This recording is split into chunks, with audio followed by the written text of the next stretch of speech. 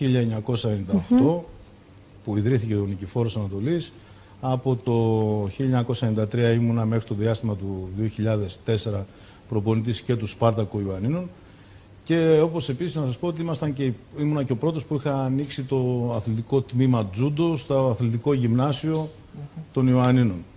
Το οποίο βέβαια δεν υπάρχει αυτές τις μέρες. Και καταρχήν ήθελα να σας ευχαριστήσω για την τιμή που μας κάνετε να βρισκόμαστε εδώ κοντά σας και να μοιραστούμε τις εντυπώσεις μας, τις εμπειρίες μας από το χώρο του τζούντο, και εγώ και ο αθλητής μου ο Κώστας Παπαδημητρίου, και να ευχηθούμε και σε εσάς και στο τουρκικό κοινό χρόνια πολλά με υγεία, επιθυμίες να εκπληρωθούν. Δεν έχω τελειώσει όμως εγώ ακόμη το βιογραφικό του κ. Ζάραγκα. Δεν έχω τελειώσει. Θα πάμε τώρα και στο... Ο κ. Ζάραγκας είναι και επίκρους καθηγητής του Παιδαγωγικού Τμήματος Νηπιαγωγών στο Πανεπιστήμιο Ιωαννίνων. Οπότε θα μας βοηθήσει να πιάσουμε το τζούντο σαν άθλημα παιδαγωγικής φύσεως γενικότερα και να έχουμε πιο πολλές λεπτομέρειες όσον αφορά και την ψυχολογία του αθλητή και γενικότερα. Ακριβώς. Εξάλλου είχαμε πει ότι στην Ιαπωνία το τζούντο είναι στα σχολεία και γενικότερα σε πάρα πολλές χώρες. Έτσι έχει ένα εκπαιδευτικό υπόβαθρο, θα τα συζητήσουμε όλα αυτά. Οπότε πρέπει να τα βάλουμε σε μια σειρά, έτσι, γιατί καταλαβαίνεις ότι έχουμε να ρωτήσουμε πολλά. Οπότε τι ξεκινάμε, για πες εσύ, ως πιο έμπειρη. Θέλω να πω και κάποια πράγματα για τον Κωνσταντίνο που είναι εδώ μαζί μας. Πάρα πολλές φορές Πανελληνιονίκης. Με πολύ μεγάλη διάκριση το 2014 στο Βαλκανικό Πρωτάθλημα, τρίτη θέση στους εφήβους, αν δεν κάνω λάθος, Κωνσταντίνε. Τελευταία μεγάλη διάκριση του Κωνσταντίνου ήταν το Πανελλήνιο Πρωτάθλημα Ανδρών Γυναικών στην Αθήνα το Δεκέμβριο, τρίτη θέση, αν δεν κάνω λάθος, μέσα στα θηρία, έτσι. Επειδή παρακολούθησα τους αγώνες, αν δεν κάνω λάθος, πρώτος βγήκε η συμμετοχή στους Ολυμπιακούς Αγώνες. Πρώτος ήταν ο Ντανατσίδης, δεύτερος ήταν ο Μουστόπουλος που είχε πάει στους Ολυμπιακούς. Δεν μιλάμε. Οι δύο πρώτοι αθλητές ήταν οι συμμετοχές της Ολυμπιακής Ομάδος και τρίτος ο Κωνσταντίνος. Οπότε μιλάει από μόνη της. Σε τέτοιες περιπτώσεις ψηλό πράγματα. Καθημερινά απλά πράγματα κάνουμε όλοι οι άνθρωποι. Αυτά δεν είναι. Κωνσταντίνο, πότε ξεκίνησες στο τζούντο, σε τι ηλικία? Ξεκίνησα μικρός, νομίζω στα 7 χρονών. Πώς πήγες εκεί, σε πήγε η μαμά, ο μπαμπάς, κάποιος, πήγαινε κάποιος φίλος σου? Η αφορμή για να ξεκινήσω ήταν ο Μπάμπης. Οι γονείς μου γνώρισαν τον Μπάμπη σαν προπονητή. Επέλεξαν να με στείλουν εκεί λόγω του χαρακτήρα του και της δουλειάς του στο παιδαγωγικό κομμάτι. Και στη συνέχεια με τον καιρό τέριαξε, είδα ότι ταιριάζει και στο χαρακτήρα μου και σωματικά η φιλοσοφία του αθλήματος, οπότε έμεινα εκεί. Τι σου αρέσει περισσότερο στο τζούντο?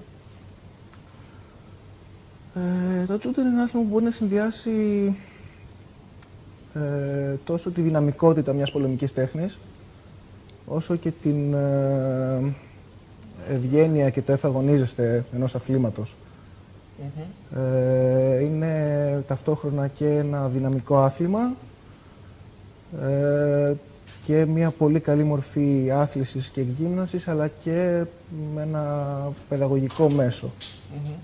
Έχει αυτό το υπόβαθρο που είπαμε, Μαρία, και δεν ξέρω αν θες να προσθέσεις εσύ κάτι, Μπάμπη. Εγώ θα πω ότι νομίζω για έναν προπονητή και για έναν παιδαγωγό, πόσο μάλλον και έναν προπονητή εδώ στο τζούντο, το να έχει επιτυχία στους αθλητές και να λέει όλα αυτά που είπε, μόνο περηφάνεια μπορεί να είναι και είναι η καλύτερη ανταμοιβή. Έτσι. Ναι, είναι γεγονός.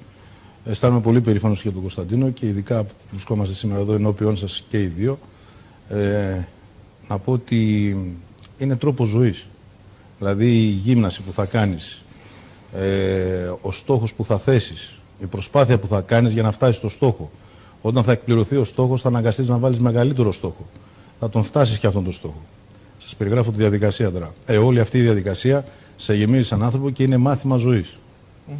Είναι μαθήματα ζωής τα οποία έρχονται μέσω του αθλητισμού και τα οποία σε βοηθάνε να πας παρακάτω και να βλέπεις τα πράγματα λίγο πιο αισιόδοξα και να προσπαθείς. Εξάλλου αυτή είναι και η ζωή. Μια αέναη προσπάθεια που δεν τελειώνει ποτέ. Σωστό. Πολύ σωστό. Και νομίζω ότι ο Μπάμπης θα με διορθώσει πιο σωστά ότι και μία από τις φιλοσοφίες, από τις πτυχές της φιλοσοφίας του τζούντο είναι ότι κάθε φορά που πέφτω πρέπει να ξανασηκώνομαι, να συνεχίζω τον αγώνα μου, έτσι δεν είναι? Πολύ σωστά, Μαρία, όπως ξέρεις, και πρέπει να σηκώνομαι γρήγορα. Δεν υπάρχουν περιθώρια, Δεν υπάρχουν περιθώρια. Πέφτω και σηκώνομαι γρήγορα. Εξάλλου έτσι δεν είναι και η ζωή. Να το κάνουμε με ένα παραλληλισμό. Ακριβώς εκεί ήθελα να καταλήξω. Βέβαια το τζούντο, όπως ξέρουμε, υπάρχει και η πάλη στο έδαφος. Ναι. Δηλαδή, ας πάμε λίγο στο πιο τεχνικό κομμάτι τώρα. Ακριβώς, Έχουμε την όρθια πάλη και την πάλη στο έδαφος. Και την πάλη στο έδαφος, την εβάζα όπως το λέμε εμείς. Είναι Ολυμπιακό αγώνισμα, όπως το ξέρετε, από το 1964 για τους άντρες στην Ολυμπιάδα του Τόκιο και το 1992 έγινε και Ολυμπιακό αγώνισμα και για τις γυναίκες. Χωρίζεται στην πάνω πάλη, στην όρθια πάλη και στην κάτω πάλη.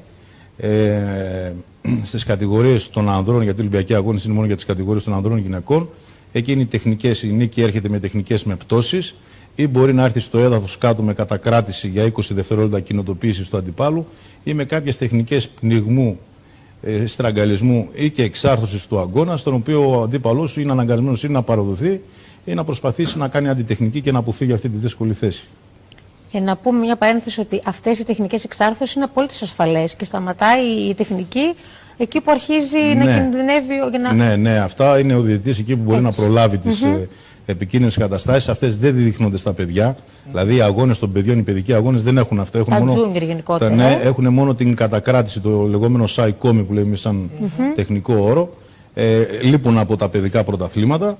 Και εξάλλου μετά είναι και οι τεχνικές επιδείξεις που είναι η επίδειξη της τεχνικής, που είναι άλλη μια μορφή αγώνα, ας πούμε, στην οποία κοιτάς το καλλιστικό κομμάτι και την επιδεξιότητα στις τεχνικές κινήσεις. Εμείς βλέπουμε παράλληλα και κάποιες φωτογραφίες από τις επιτυχίες του συλλόγου. Και για μία ακόμα φορά φαίνεται ένα οικογενειακό κλίμα, έτσι. Όπως έχουμε ξαναπεί στα ατομικά αθλήματα, επειδή είναι λίγο παρεξηγημένα, ατομικό άθλημα δεν σημαίνει είμαι μόνος μου και γυμνάζομαι μόνος μου, υπάρχει ομάδα.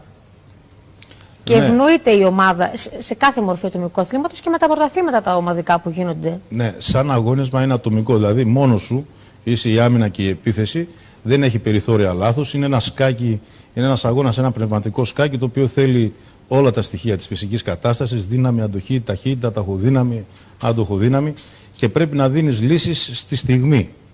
Ενώ στον κανονικό αγώνα σκάκι μπορεί το περιθώριο να σκεφτείς λίγο περισσότερο. Ένα λεπτό. Εδώ δεν έχει σκέψη, θέλει δηλαδή η κίνηση είναι αντανακλαστική, μηχανική, την οποία έχεις δουλέψει πρωτήτερα στην προπόνηση για να μπορέσει να ανταπεξέλθει Νομίζω υπάρχει και κάποιο βίντεο, θα δούμε και κάποιον αγώνα. Κάποιο βίντεο υπάρχει. Βέβαια, για να το εξασκήσεις αυτό, χρειάζεσαι τον συναθλητή σου, τον αντίπαλό σου, τον ούκε σου, ούκε λέγεται στην ιαπωνική ορολογία ο συναθλητής, ο οποίος θα σε βοηθήσει για να μπορέσει να εξασκήσεις την τεχνική σου.